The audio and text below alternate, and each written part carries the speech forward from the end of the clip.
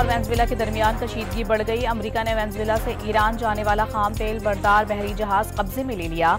अमरीकी हुक्काम का बहरी जहाज पर दहशत गर्दों की मुआवनत का इल्जाम। अमरीकी F-18 लड़ाका तैयारों की वेनेजुएला की फजाई हुदूद में परवाजें।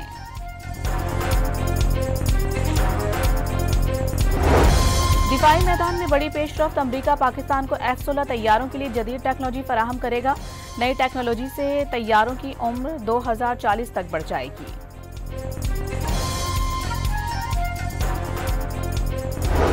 Chief of defence forces general Syed Asim Munir ने वाज़ेह कर दिया, दहशतगर्दी पाकिस्तान का नहीं हिंदुस्तान का वतीरा है।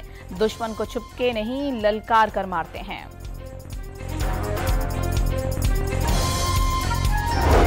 फौजी क़यादत के खिलाफ जहरीले प्रोपेगेंडे का सबको मिलकर जवाब देना होगा। अफवाज की कुर्बानियों का मजाक उड़ाएंगे तो कौन पाकिस्तान की इज्जत करेगा।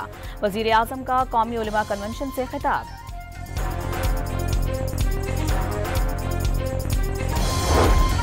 तहरीक इंसाफ हालात को अपने खिलाफ पाबंदी की तरफ ना ले जाए। दहशतगर्दी के खिलाफ ताउन ना किया तो खैबर पख्तूनख्वा में गवर्नर राज लग सकता है। बिलावल भुट्टो की लाहौर में गुफ्तगू। स्पीकर कौमी असम्बली PTI को मुज़ाकरात की पेशकश से दस्तबरदार। अपोजिशन हालात इस नहज पर ले गई जहां से वापसी शायद मुमकिन नहीं। अयाज सादिक का मौक़िफ़।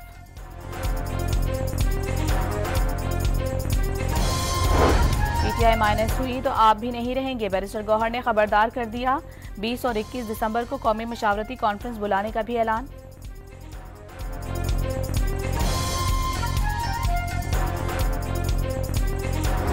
वज़ीर आला पंजाब ने लाहौर में बसंत मनाने की इजाज़त दे दी। 6, 7 और 8 फरवरी को बसंत का त्यौहार मनाया जाएगा।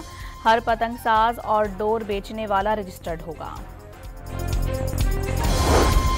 कराची में 4 की चौरंगी के करीब वाटर टैंकर ने तालिब इल्म को रोंद डाला। औरंगी टाउन में फरीद कॉलोनी में टैंकर की जद में आकर 4 साला बच्चा जाँ बहक। शेरशाह पुल के करीब डंपर ने मोटरसाइकिल को कुचल दिया। बीवी जाँ बहक, शौहर जख्मी।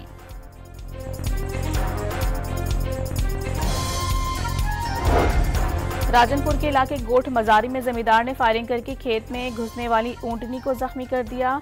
सारबान की दरखास्त पर मुकदमा दर्ज। और नेशनल गेम्स में पाकिस्तान आर्मी ने 113 गोल्ड मेडल्स जीत लिए। वापडा 46 और नेवी 26 सोने के तमगे जीत सकी।